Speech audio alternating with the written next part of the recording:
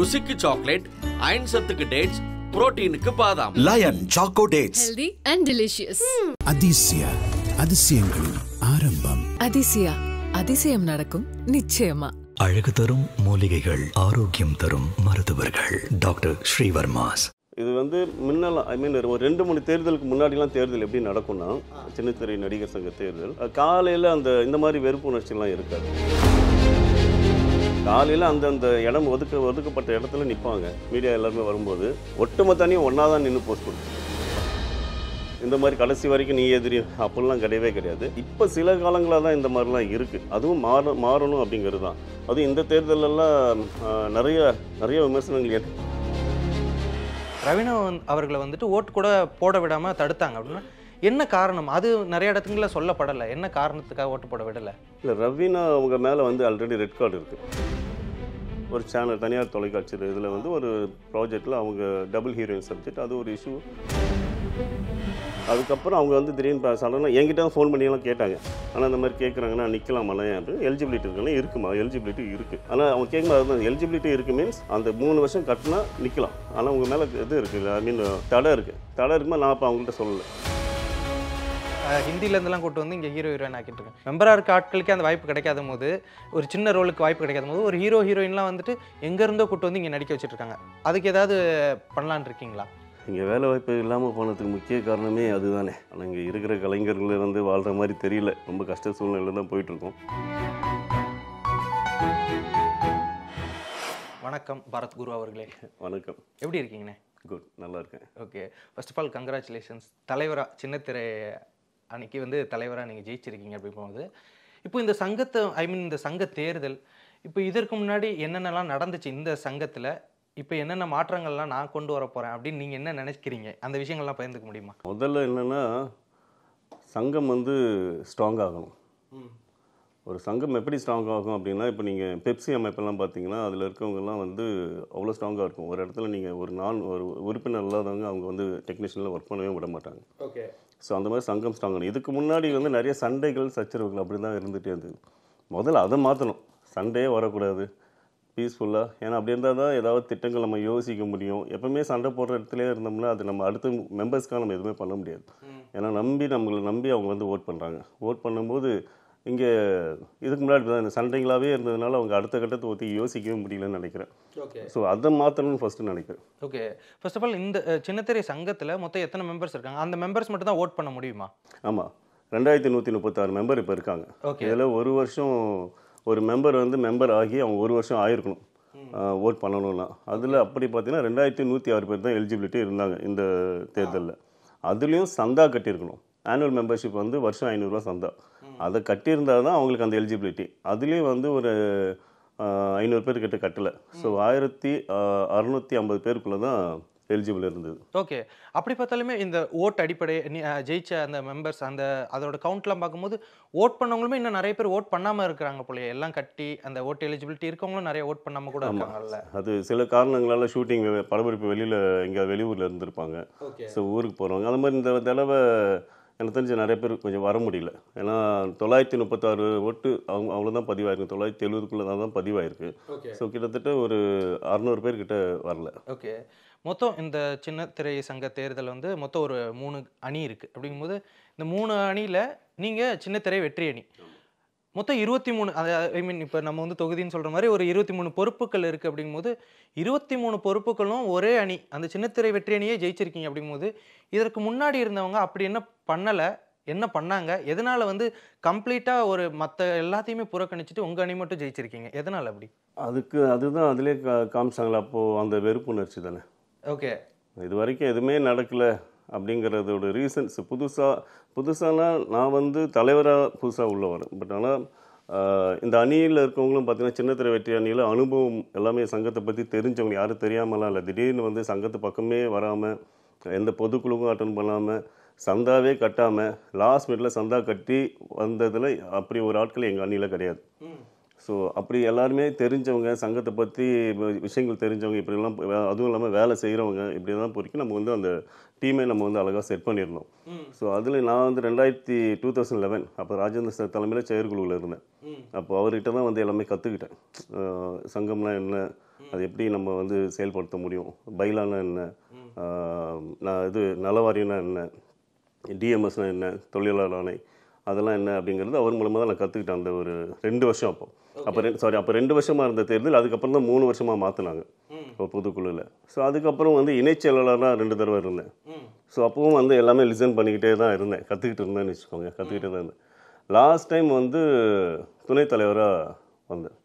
So முழுமையாக அதெல்லாம் தெரிஞ்சுக்கிட்டு தான் நான், ஏன்னா ஒரு இடத்துல ஒரு செயல்பாடு நடக்கணும் அப்படின்னா நிச்சயமாக தலைவர் செயலாளர் அவங்க வந்து ரொம்ப ஸ்ட்ராங்காக இருக்கணும். ஒரு விஷயம் ஒரு இடத்துல போய் பேசணும் அப்படின்னா, ஒருவேளை அவங்க நினைப்புக்கலாம் நம்ம போய் ஒரு தயாரிப்பாளர் சங்கத்தில் போய் பேசுகிறோம், இல்லை வந்து சேனல்கிட்ட போய் பேசுகிறோம், அதனால் வந்து இப்போ 4 மெம்பர் நடிக்கக்கூடாதுன்னு நம்ம சொல்கிறோன்னு வச்சுக்கோங்க. அது சொன்னால் நமக்கு வேலை போயிடுமோ அப்படின்னு நினச்சிட்டு இருந்தாங்கன்னா அவங்களால அந்த பொறுப்பில் ஸ்ட்ராங்காக இருக்க முடியாதுன்னு என்னோட கருத்து. ஸோ இதெல்லாம் முடிவு எடுத்து தான் இந்த தடவை வந்து எல்லாம் ஏதாவது ஒரு விஷயம் நடக்கணும், ஒரு அடியாவது எடுத்து வைக்கணும், ஒரு அடி கூட எடுத்து வைக்காமல் நகராமல் சேரை தேய்க்கிறது மட்டும் நம்மளோட வேலையாக இருக்கக்கூடாதுங்கிறதுக்காக தான் இந்த தடவை இப்படி ஒரு டீம் செட் பண்ணி உள்ளே வந்திருக்கும். ஓகே, சங்கம் இருக்கிறதுனால இந்தந்த விஷயங்கள்லாம் நடக்கணும் அப்படின்னு நீங்கள் என்ன நினைக்கிறீங்க? அதாவது வந்து இப்போ ஒரு கட்சி ஜெயிக்குது அப்படின்னா அவங்க வந்துட்டு நிறைய விஷயங்கள்லாம் சொல்லுவாங்கள்ல, ஒரு படிப்பு தரதா இருக்கட்டும், ஒரு வேலை வாய்ப்பை ஏற்படுத்தி தரதா இருக்கட்டும், இந்த மாதிரி நிறைய விஷயங்கள் ஒரு நாட்டை பொறுத்த வரைக்கும் இருக்குது. ஒரு சங்க தேர்தல், ஒரு சங்கம் மெம்பர்ஸுக்கு என்னென்னலாம் பண்ணுவாங்க, என்னென்னலாம் பண்ணணும்னு நீங்கள் நினைக்கிறீங்க? பேசிக்காக சங்கம் அப்படின்னா சொல்லுவாங்க வேலைலாம் வாங்கி தராதுறாங்க. ஓகே, சங்கம் வந்து வேலை வாங்கி தராது, பட் ஆனால் இருக்கக்கூடிய மெம்பர்ஸ் பாதுகாப்பாக இருக்கும். ஆனால் நான் என்ன சொல்கிறேன்னா, எங்கள் அணி என்ன சொல்கிறோம் அப்படின்னா, வேலை வாய்ப்பு வாங்கி தர முடியலைன்னா கூட அது கிடைக்கிறதுக்கான வழிமுறைகளாவது நம்ம செஞ்சு கொடுக்கணும். அதுக்காக தான் வந்து உறுப்பினர்கள் இங்கே மெம்பர் ஆகி அவங்க சந்தாலாம் கட்டுறாங்க. இல்லைன்னா கட்ட வேண்டிய அவசியமே இல்லையே. இன்னொன்று அவங்களோட பாதுகாப்பு, தொழில் சார்ந்த இடத்துல ஏதாவது பிரச்சனை அப்படின்னா சங்கம் கூட இருக்கணும். அப்புறம் சம்பள பிரச்சனை, இதெல்லாம் நிறைய நடக்குது. சம்பள பிரச்சனைகள், சம்பளம் வரலைன்னா சங்கம் நம்ம பேசி எங்கேருந்து வரலையோ அங்கேருந்து நம்ம வாங்கி கொடுப்போம். இதெல்லாம் பேசிக் நீட்ஸ். இந்த அடிப்படையான இதுவே இதுதான், பேசிக்காக இதுதான் சங்கம். ஒரு உறுப்பினருக்கு ஒரு பிரச்சனைனா முதல்ல போய் நிற்கணும் அப்படின்னு நம்ம சொல்கிறோம். இப்போ ஃபோன்லேயே நம்ம பேசிகிட்டு இருக்கிறதோட இப்போ மெம்பர் தானே, நம்ம குடும்பத்தில் ஒருத்தங்க தான். அவங்களுக்கு ஏதாவது இஷ்யூஸ் வருதுன்னா ஸ்ட்ரெயிட்டாக ஒரு 1/2 hour 1 hour வந்து நம்ம நிர்வாகிகள் அங்கே இருக்கணும். இருந்தால் அவங்களுக்கும் வந்து நம்ம சொன்னோன்னே வந்துடுறாங்க. அப்போ என்னென்னா அவங்க சங்கத்து மேலே ஒரு மரியாதை வரும். ஸோ நமக்காக சிலர்லாம் வந்து பார்த்திங்கன்னா ஃபேமிலி இல்லாமல் சிங்கிளாக இருப்பாங்க. அவங்களாம் யாருமே இல்லைன்னா ஃபீல் பண்ணியிருக்காங்க. அப்போ சங்கம் இருக்கும்போது அவங்களுக்கு ஒரு நம்பிக்கை இருக்கும்ல, நமக்காக இருக்காங்களே, நமக்காக வந்து குரல் கொடுக்கறதுக்கு இத்தனை பேர் இருக்காங்க, எதுக்கும் அவங்களும் யோசிக்க மாட்டாங்க. சில படப்பிடிப்பு தளத்தில் மரியாதை குறைவாக நடத்தப்படுறதா தான் கேள்விப்பட்டிருக்கோம். அப்படி இருந்தால் கூட ஏதாவது இன்ஃபர்மேஷன் வந்துச்சுன்னா அங்கேயும் போய் நம்ம நிற்போம். ஸோ இதெல்லாம் செய்யணும். சங்கம்ங்கிறது செயல்பாடுகள் இருந்துக்கிட்டே இருக்கணும் உறுப்பினர்களுக்காக. ஓகே, இப்போ இன்னொரு நியூஸ் வந்துட்டு நிறைய, இப்போ சின்னத்திரை நடிகர் சங்க தேர்தல் இந்த விஷயத்தில் வந்து நாங்கள் நிறைய பார்த்தது என்னென்னா, ரவீனா அவர்களை வந்துட்டு ஓட்டு கூட போட விடாமல் தடுத்தாங்க. அப்படின்னா என்ன காரணம்? அது நிறைய இடத்துங்கள சொல்லப்படலை. என்ன காரணத்துக்காக ஓட்டு போட விடலை? இல்லை, ரவீனா அவங்க மேலே வந்து ஆல்ரெடி ரெட் கார்டு இருக்குது. ஓகே, அது அவங்க வந்து நடிக்க, அது வந்து அவங்க ஒரு ப்ராஜெக்ட், ஒரு சேனல், தனியார் தொலைக்காட்சி இதில் வந்து ஒரு ப்ராஜெக்டில் அவங்க டபுள் ஹீரோயின் சப்ஜெக்ட், அது ஒரு இஷ்யூ. அதில் அவங்க வந்து ப்ரொமோட் பண்ணிவிட்டு அதுக்கப்புறம் நடிக்க வரலன்னு சொல்லியிருக்காங்க. ஓகே, ஸோ தயாரிப்பாளருக்கு வந்து அதனால நஷ்டம். ஏன்னா இன்னொருத்தங்களை மாற்றும் போது ஒரு 100 எபிசோடு நடிச்சு கொடுங்கன்னு கேட்டிருக்காங்க. அவங்க இல்லை, எனக்கு இன்ட்ரெஸ்ட் இல்லை, நான் நடிக்கலன்னு சொல்லியிருக்காங்க. ஸோ அந்த அந்த கான்வர்சேஷனில் அவங்க வந்து திடீர்னு நடிக்க வரல, தயாரிப்பாளருக்கு அந்த இடத்துல நஷ்டம் தான். ஸோ 2 பேரும் இவங்களையும் கூப்பிட்டு வச்சு நானும் இருந்தேன் அந்த இடத்துல பேசணும். பேசும்போது இவங்க சில இதெல்லாம் சொன்னாங்க. அப்போ சொல்லும்போது 2 தரப்பையும் வச்சு நம்ம கேட்கும்போது அதில் அவங்க தயாரிப்பாளர் சங்கத்தில் 2 வருஷம் போட்டிருந்தாங்க தடை. ஸோ நம்ம அங்கே பேசி 1 வருஷமாக அது ஆக்கணும். ஸோ அது கரெக்டான விஷயம். அவங்களும் அதை அக்செப்ட் பண்ணிவிட்டு போனாங்க. அப்போ என்கிட்ட போய் நானும் அவங்கள்ட்ட பேசிட்டு தான் இருந்தேன். போட்டுமா, அப்போ ஒரு ஷோ நடிச்சிட்டு இருந்தாங்க, டான்ஸ் ஆடிட்டு இருந்தாங்க. அந்த ஷோ முடிகிற வரைக்கும் எதுவுமே டிஸ்டர்ப் பண்ணக்கூடாதுன்னு நம்ம சொன்னோம். நம்ம ரவீனாக்கு ஆதரவாக தான் எல்லாமே பேசுனாங்க. அவங்களும் வந்து அந்த ஷோவை நல்லபடியாக தான் முடித்தாங்க. அதுவும் எந்த பிரச்சனை இல்லை. ஸோ இந்த ரெட் கார்டுங்கிறது ஒருத்தங்க வந்து ஒரு யூனியனில் அவங்க வந்து தடை பண்ணியிருக்காங்க அப்படின்னா அவங்களுக்கு எந்த உரிமையுமே இருக்காது பேசிக்காக. அதுக்கப்புறம் அவங்க வந்து திடீர்னு சடனாக என்கிட்ட தான் ஃபோன் பண்ணியெல்லாம் கேட்டாங்க. ஆனால் இந்த மாதிரி கேட்குறாங்கன்னா நிற்கலாமல்ல அப்படின்னு. எலிஜிபிலிட்டி இருக்குன்னா இருக்குமா, எலிஜிபிலிட்டி இருக்குது. ஆனால் அவங்க கேட்கும்போது அதுதான் எலிஜிபிலிட்டி இருக்குது மீன்ஸ் அந்த 3 வருஷம் கட்டினா நிற்கலாம். ஆனால் உங்கள் மேலே இது இருக்குது, ஐ மீன் தடை இருக்கும்போது நான் அப்போ அவங்கள்ட்ட சொல்லலை. அதுக்கப்புறம் அவங்க வந்து எனக்கு நிற்பாங்கன்றது அதுக்கப்புறம் தான் அவங்க வேட்பு மனு தாக்கல் பண்ணும்போது தான் பார்த்தேன். அவங்க நின்னாங்க. நான் அப்போ நம்ம எதுவும் கன்வே பண்ணி, ஏன்னா அந்த அணி வெவ்வேறு அணியாக இது எப்படின்னா சட்டசபை தேர்தல் கூட இவ்வளோ பரபரப்பெல்லாம் இருக்காது. இங்கே வந்து அவ்வளோ நிறைய உள்ளுக்குள்ளே வந்து நிறைய ஒரு என்ன சொல்கிறது, என்னமோ அவங்க சொத்தை தூக்கிட்டு ஓடுன மாதிரி ஒரு மாதிரி எல்லாம் ஒரு மாதிரி வெறுப்பு வச்சு பார்ப்பாங்களோன்ற நமக்கு ஒரு சின்ன ஒரு இதுவும் நெருடலும் இருந்தது. பட் அவங்கள பொறுத்த வரைக்கும் வந்தாங்க, அவங்க வேட்புமனு இது பண்ணாங்க. பட் எலெக்ஷன் ஆஃபீஸர் வந்து வேட்புமனு நிராகரிச்சிருக்காங்க. ஏன்னா சட்டப்படி தான் நடந்திருக்கு. ஏன்னா நம்மளோட விதிப்படி சட்ட விதிப்படி நடவடிக்கை எடுக்கப்பட்டவர்கள் அவங்க வந்து எந்த உரிமையும் அதில் இல்லை. அவங்க ஒரு இன்டர்வியூவில் கூட பார்த்தேன், பைலா படி தனியாக வந்து ஓட்டு எல்லாம் பண்ணக்கூடாதுலாம் இல்லை அப்படின்லாம் சொன்னாங்க. தனியாக ஒரு ஒரு ஒரு நடவடிக்கை பற்றி ஒரு பைலாவில் குறிப்பிடும்போது ஒவ்வொரு விஷயத்தையும் தனித்தனியாக குறிப்பிட மாட்டாங்க. நடவடிக்கை எடுக்கப்பட்டவர்கள் எதுக்குமே தகுதி இல்லைன்னா அப்போ எல்லாமே அதில் வந்து சேரும். ஸோ அந்த ஒரு வருஷத்துக்கு அது தவறாக யாரோ கன்வே பண்ணியிருக்காங்கன்னு நினைக்கிறவங்களுக்கு. பட் அது சட்ட விதிப்படி தான் நடந்திருக்கு. ஓகே. இப்போ அதையும் மீறி அவங்க முக்கியம் அப்படின்னு சொல்லிட்டு ஏதாவது ஒரு சீரியலில் அவங்கள வந்து காசு பண்ண முடியுமா? இல்லை, அது எப்படின்னா இப்போ நம்ம நிர்வாகம் வந்திருக்கோம் இல்லையா, இப்போ திரும்ப அவங்க வந்து ஒரு கடிதம் கொடுத்து இந்த மாதிரி இருக்குது, இதுலேருந்து ஏதாவது விடுவிக்க முடியுமா அப்படின்னு கேட்டாங்கன்னா நாம் அகைன் தயாரிப்பாளர் சங்கத்தோடு பேசி அண்ட் கூட்டமைப்போடு பேசி அதுக்கான முயற்சி நம்ம எடுக்கலாம். டன். இப்போது இன்னொரு விஷயம் எனக்கு என்னென்னா, இப்போ சீரியல் அப்படிங்கும்போது இது ஒரு கூட்டமைப்பு, நிறைய பேர் ஒரு சீரியலில் கிட்டத்தட்ட ஒரு 100-200 பேர் கொண்டு நீங்கள் நடிப்பீங்க. அப்படிங்கும்போது இதுலேயே ஒரு சீரியலில் இருக்கவங்க வந்துட்டு இன்னொரு அணியை சேர்ந்தவங்களா இருக்கலாம், இன்னொரு அணியை சேர்ந்தவங்களா இருக்கலாம். அப்படிங்கும்போது நீங்கள் இதுக்கான அந்த ஒரு தேர்தல் பிரச்சாரம் சில வீடியோக்களை நான் பார்த்தேன். அது வந்து எடுத்து அந்த ஸ்டேட்டஸ்லாம் போட்டிருப்பாங்க. நமக்கு அந்த சீரியல் ஆக்டர்ஸ் கொஞ்சம் கான்டாக்ட் இருக்கிறதுனால அவங்க ஸ்டேட்டஸ்லாம் பார்க்கும்போது ஒருத்தர் இன்னொருத்தரை பற்றி பேசுகிறதா இருக்கட்டும், இன்னொருத்தருக்கு அகைன்ஸ்டாக பேசுகிறதா இருக்கட்டும். இப்போ நீங்களாம் ஒரு சீரியலில் நடிக்கிறீங்க, இப்போ இந்த விஷயங்கள்லாம் உங்களுக்கு உள்ளுக்குள்ளே இருந்து பார்க்கும்போது அது எப்படி இருக்கும்? உங்களை பற்றி இங்கே எதிர்த்து பேசினவங்க நாளைக்கு உங்கள் சீரியலில் கூட நடிக்கிறோம், இந்த மாதிரியான வாய்ப்புகள்லாம் உங்களுக்கு நடந்திருக்கா? இந்த மாதிரியான சந்தர்ப்பங்கள்லாம் இருக்குது. அதாவது முதல்ல நான் பொதுவாக சொல்லணும்னா என்னை பற்றி சொல்லணும், என்னை பொறுத்தவரையும் சொல்லணும்னா இது வந்து முன்னால் ஒரு 2-3 தேர்தலுக்கு முன்னாடிலாம் தேர்தல் எப்படி நடக்கும்னா, சின்னத்திரை நடிகர் சங்க தேர்தல் காலையில் இந்த மாதிரி வெறுப்பு உணர்ச்சிலாம் இருக்காது. 3 அணிகளாக நிற்பாங்க. காலையில் அந்த இடம் ஒதுக்கப்பட்ட இடத்துல நிற்பாங்க. கரெக்டாக ஒரு 5 மணி ஆன உடனே ப்ரெஸ் எல்லாம் எல்லாருமே வருவாங்க, நம்ம மீடியா எல்லாருமே வரும்போது ஒட்டுமொத்த அணியும் ஒன்றா தான் நின்று போஸ்ட் கொடுப்போம். ஒரு யூனிட் இருந்தது, ஒரு எல்லாருக்குள்ளேயும் ஒரு அண்டர்ஸ்டாண்டிங் இருந்தது, எந்த பிரச்சனையுமே கிடையாது, எல்லாம் ஒன்றாயிடும். 5 மணிக்கு மேலே எல்லோரும் ஒன்றா தான் இருப்பாங்க. இதில் கை குலுக்கிட்டு எல்லாம் ஜாலியாக தான் இருப்பாங்க. பட் ஆனால் இந்த மாதிரி கடைசி வரைக்கும் நீ எதிரி அப்படிலாம் கிடையவே கிடையாது. பட் இப்போ சில காலங்களாக தான் இந்த மாதிரிலாம் இருக்குது. அதுவும் மாறணும் அப்படிங்கிறது தான். அதுவும் இந்த தேர்தலெல்லாம் நிறைய விமர்சனங்கள் நானும் கேட்டேன்.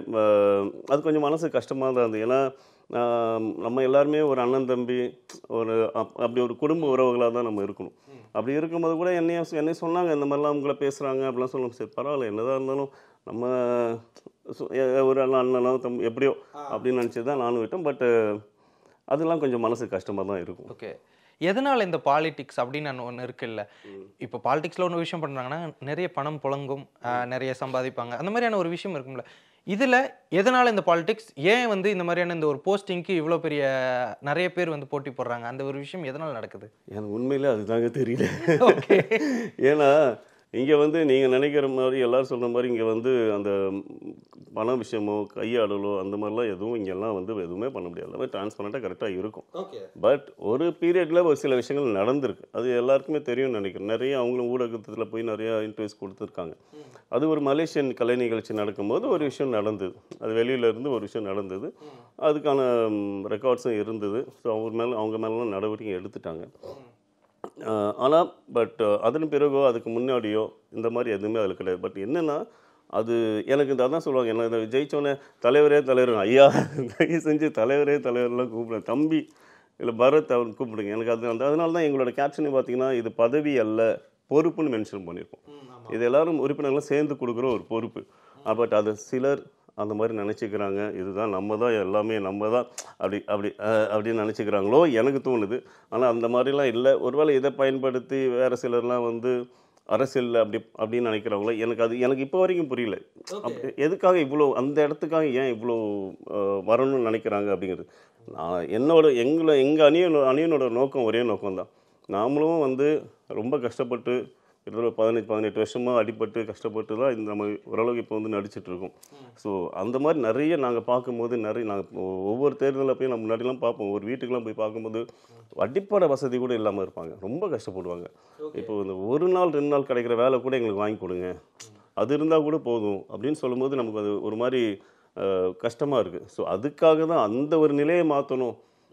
நம்ம சங்கம் இப்போ ஒன்றும் இல்லை, எங்கேயோ வேலை வாய்ப்பு ஏதோ தேடிட்டு இருக்காங்க, எங்கேயோ போகிறாங்க, நம்ம ஆஃபீஸ் பக்கத்தில் எங்கேயோ இருக்காங்க, ஒரு வேலை சாப்பிட முடியல மதியம் இல்லை அப்படின்னா இங்கே வாங்க, அப்போ அவங்க நம்பி நம்ம சங்கம் இருக்குது நம்ம போவோம். இல்லை ஒரு ரெஸ்ட் எடுக்கணும், ரொம்ப வெயிலாக இருக்குது, ஒரு நம்ம சங்கம் இருக்குது நம்ம போகணும், நம்ம வீடு மாதிரி நினைக்கணும் சங்கத்தை.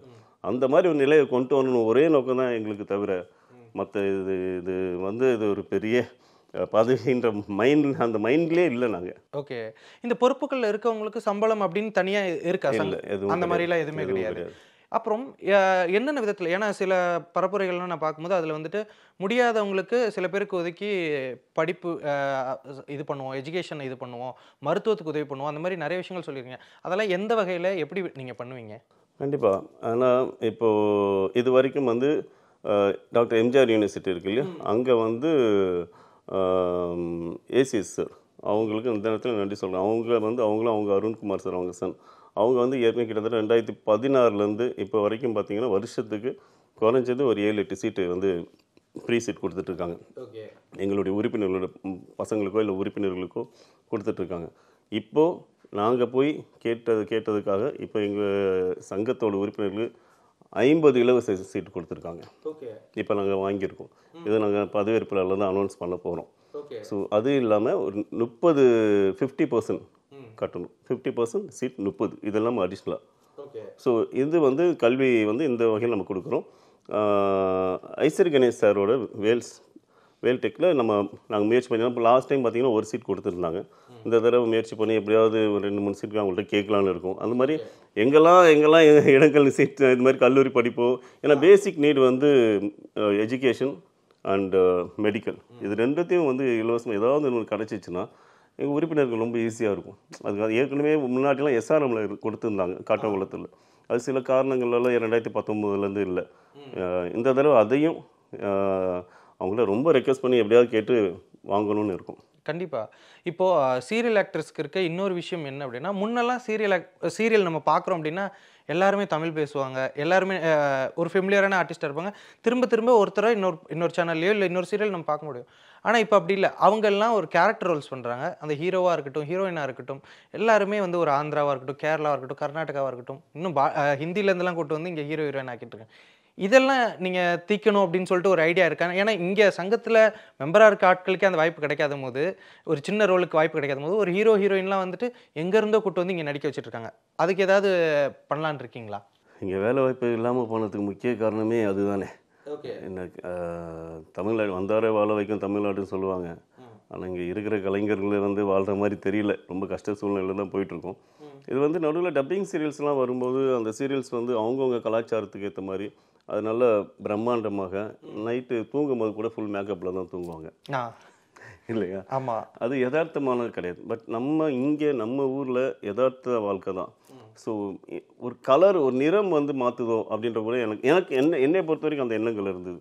ஸோ இந்த நிறம் வெள்ளையாக இருந்தால் தான் நம்ம கூட்டிகிட்டு வருவாங்க, வெள்ளையாக இருக்கவங்க தான் பார்க்குறாங்க அப்படின்னா அந்த கலாச்சாரம் வேறு. இது வந்து அந்த டப்பிங் சீரியல்ஸோட இது வந்து அவங்களோட கலாச்சாரம், அதனால் அப்படி பண்ணியிருப்பாங்க. இங்கே இருக்கும் நீங்கள் மெட்டி ஒலி, உறவுகள், இந்த மாதிரிலாம் சீரியல்ஸ் எடுத்து பார்த்தீங்கன்னா திருமதி செல்வம், இதெல்லாம் வந்து ரொம்ப யதார்த்தமாக இருக்கும் அந்த கதையை. அதில் கதாபாத்திரங்களும் பார்த்தீங்கன்னா நடித்தவங்களும் ரொம்ப யதார்த்தமாக தான் இருப்பாங்க. நம்ம வீட்டு பக்கத்து வீட்டு பையன் அப்படி தான் இருப்பாங்க. தவிர அதனால பெரிய ஹிட்டு அந்த ப்ராஜெக்ட்லாம் பார்த்தீங்கன்னா பெரிய ஹிட்டு. திரும்பி அந்த மாதிரி வரணும். இப்போ வெளி மாநிலத்திலேருந்து வரக்கூடாதுன்னு நம்ம சொல்ல, ஒரு கலைஞர்களில் எல்லாருமே வரலாம், தப்பு கிடையாது. பட் நம்ம அதுக்கு ஒரு வரைமுறை இருக்குது. அந்த வரைமுறை நீங்கள் ஹீரோயின் அங்கே வந்து எடுத்துகிட்டு வரீங்களா, ஓகே. ஆனால் மற்ற கேரக்டர்ஸ்லாம் இருக்கு இல்லையா, அது எங்கள் சங்கத்தில் தமிழ்நாட்டில் இதையே நம்பி இருக்கக்கூடிய கலைஞர்களுக்கு கொடுக்கணுங்கிறது நாங்கள் அவங்கள ஒவ்வொரு இடத்துலையும் எல்லோரும் ரெக்வஸ்ட் பண்ணி அதை நிறைவேற்றுன்ற நம்பிக்கை இருக்குது. கண்டிப்பாக. இப்போது நீங்கள் ஜெயிச்சுட்டு வந்ததுக்கப்புறம், இப்போ உங்கள் அண்ணி ஜெயிச்சுட்டு வந்ததுக்கப்புறம் எந்த அளவுக்கு வாழ்த்துக்கள் வந்துச்சு, எந்த அளவுக்கு ஒரு வெறுப்புணர்வு நீங்கள் சம்பாரிச்சிங்க, என்ன மாதிரியான ரியாக்ஷன் இருந்துச்சு வெளியே வந்ததுக்கப்புறம், அந்த ரிசல்ட்லாம் வந்ததுக்கப்புறம்? ரிசல்ட் வந்து இது வந்து ஒரு என்னால் வந்து அந்த ஒரு ரியாக்ஷன் என்னால் ஒன்றுமே நான் அப்படியே தான் உட்காந்துட்டு இருந்தேன். அந்த ஏதாவது வீடியோஸ் பார்த்தா தெரியும், எனக்கு ஒரு நிமிஷம் ஒரு ஷாக் தான். இவ்வளோ லீடிங்கு, இவ்வளோ அப்போ அவ்வளோ நம்பிக்கை நம்ம மேலே வச்சுருக்காங்கன்ற ஒரு பயம் எனக்கு அப்போவே ஆரம்பிச்சிருச்சு. அது இப்போ வரைக்கும் வாழ்த்துக்கள், ஏகப்பட்ட வாழ்த்துக்கள். என் கண்ணை பார்த்தாலும் தெரியும், தூக்கமே இல்லை ஒன்று. இன்னொன்று ஃபோன் கால்ஸில் அவ்வளோ பேர் விஷ் பண்ணாங்க. அதுவும் என்ன வார்த்தைகள்லாம் சொன்னாங்கன்னா, நாங்களே ஜெயிச்ச மாதிரி இருந்தது, நாங்களே ஜெயிச்ச மாதிரி இருந்தது. இப்போ ஒரு அம்மாலாம் வந்து என் புள்ள ஜெயிச்சான், என் புள்ள அப்படி அவ்வளோ சந்தோஷப்படுறாங்க. அந்த சந்தோஷத்தெல்லாம் நன்றிங்கிற ஒரு வார்த்தையில் சொல்லிவிட்டு அது ஒன்றும் பண்ண முடியாது. அது நன்றி நம்ம எப்போ சொல்லலாம். ஆனால் அவங்களுக்கு எல்லாம் ஏதோ ஒன்று இவன் வந்தால் பண்ணுவான், ஏதோ ஒன்று நிற்பான், அவங்க கூட நிற்பான், அவங்களுக்கு ஒரு பிரச்சனைனா நிற்பான்ற அந்த நம்பிக்கை தன்மை இருக்கு இல்லையா, அது நம்ம காப்பாற்றணுன்ற அந்த நோக்கம் மட்டும்தான் இப்போது என் மைண்டில் இருக்குது. இன்னொன்று வெறுப்பு உணர்ச்சிகள், வெறுப்புகள் அப்படிங்கிறது அதாவது இருக்கும் இல்லையா. ஒருத்தன் இப்படி வந்து நின்று, அதுவும் 23 பேரும் ஒரே அணியில் ஒன்றா செலக்ட் ஆகிருக்காங்கன்னா சில பேருக்கு அது இருக்கும்ல. கண்டிப்பாக. இப்போது நான் பார்த்தேன் உங்கள் அணியில் இருக்க அந்த 23 பேர் போய் பார்க்கும்போது, எப்படி நீங்கள் எந்த அடிப்படையில் நீங்கள் முடிவு பண்ணுறீங்க இவங்க தலைவருக்கு நிற்கலாம், இவங்க பொதுச்செயலாளர்? ஏன்னா இப்போ அதுலேயுமே நான் பார்க்கும்போது ரொம்ப ரொம்ப எக்ஸ்பீரியன்ஸ்டாக இருக்க ஒருத்தரையுமே நான் பார்க்க முடியுது, இன்னொரு லேடியுமே ரொம்ப எக்ஸ்பீரியன்ஸ்டாக இருக்கும்போது ஓகே அவங்க கூட எல்லாம் பேசினதுக்கப்புறம் ஓகே நீங்கள் தலைவராக நிற்கலாங்கிறது யாரோட முடிவாக இருக்கும், இவங்க பொதுச்செயலாளர் அப்படிங்கிறதெல்லாம் எப்படி நீங்கள் முடிவு பண்ணுறீங்க? அதாவது இப்போது ஒவ்வொரு பொசிஷனாக ஒன்று ஒன்றா பேசிக்லேருந்து நம்ம வரும்போது அதில் சீனியர் பர்சன் ஒருத்தங்க இருக்காங்க. பட் நான் கேட்கும்போது இப்படிலாம் டிஸ்கஸ் பண்ணுவோம், இப்படி பண்ணலாம், என்ன பண்ணலாம். ஏன்னா எல்லோரும் கேட்டு ஒரு விஷயம் நம்ம எடுக்கணும். அப்படி பேசும்போது எல்லோரும் சொன்ன ஒரு வார்த்தை, பரத் நீ தலைவராக நிற்கணும். ஆக்சுவலி இது ரொம்ப நாளாக வந்து இப்போ இருக்க செயலாளர் ஒரு நண்பர்லாம் வந்து கிட்டத்தட்ட இப்போ ஒரு போன பீரியட்லேயே 2022 நிற்க சொன்னாங்க. எனக்கு அப்போ அந்த ஐடியா இல்லை, அதுக்கு முன்னாடியும் சொன்னாங்க. ஏன்னா இப்போ பரத்னா ஓடுவான், வேலை செய்வான், நம்ம அப்படி உட்காந்துக்க மாட்டேன். இப்போ தேர்தல் நேரத்துலேயும் அதை நம்ம உட்காரவே மாட்டேன் நான் அப்படின்னு நினச்சி அந்த எண்ணத்தில் சொன்னாங்க. எனக்கு அப்போ அது கரெக்டான நேரமாக தெரியல.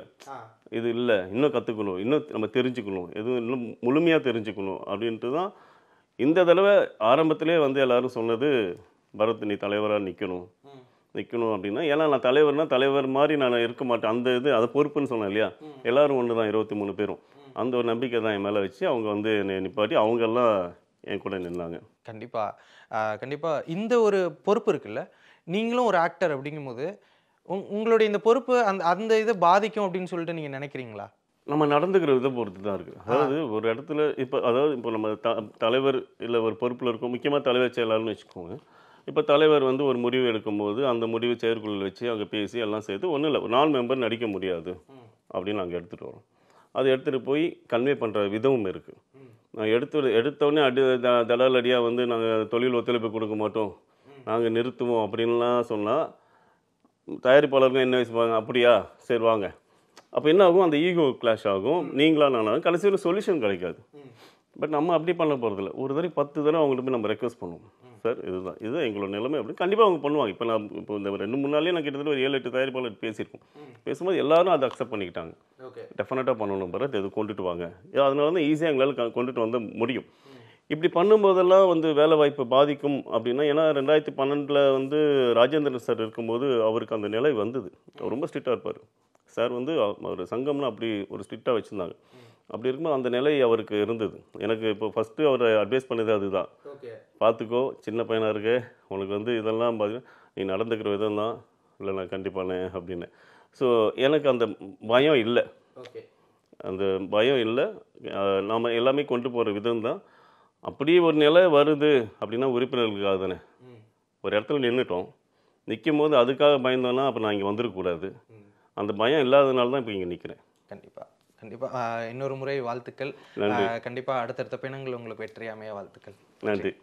ருசிக்கு சாக்லேட், அயன் சத்துக்கு டேட்ஸ், புரோட்டீனுக்கு பாதாம். Line choco dates, healthy and delicious. Adhisaya, அதிசயங்களின் ஆரம்பம். அதிசயா, அதிசயம் நடக்கும் நிச்சயமா. அழகு தரும் மூலிகைகள், ஆரோக்கியம் தரும் மருத்துவர்கள். டாக்டர் ஸ்ரீவர்மாஸ்.